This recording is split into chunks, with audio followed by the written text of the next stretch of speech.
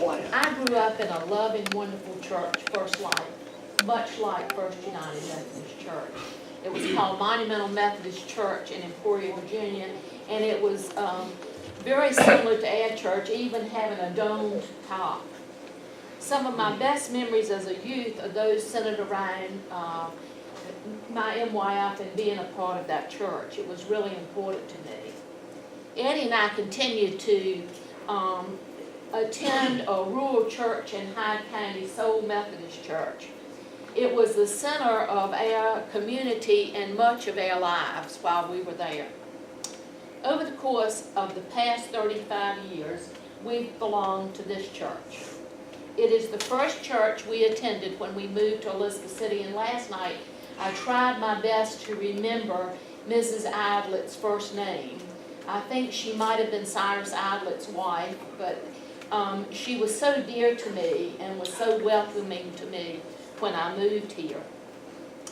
I can't begin to, we were welcomed and made to feel right at home here. I can't begin to tell you how many times this church has supported Eddie and I.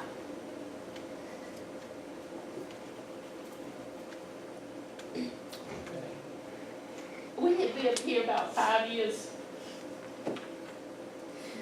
when we adopted our son Richard. So many people in this church went out of their way to show Richard love and support and helped him feel a part of a community and a home. He was 10 years old, and that acceptance moving into an adopted home was difficult, and this church was so, the people in this church was so instrumental in making him feel a part of a community.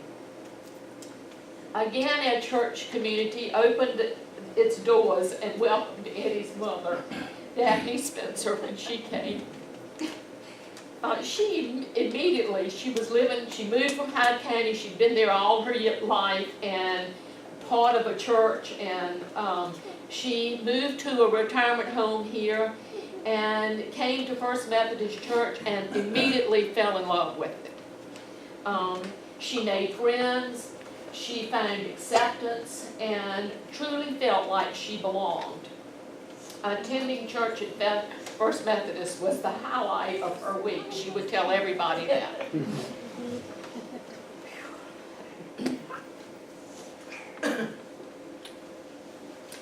The doors to our church have always been open and beckoned to me to be a part of its fellowship and ministry. Bear with me, okay? Yet through most of those 35 years, I've sat on the sidelines. But Jesus has been patient with me. I'm going to get this together now.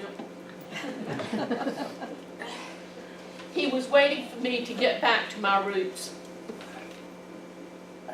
Over the past year, this year, I began to attend church more regularly.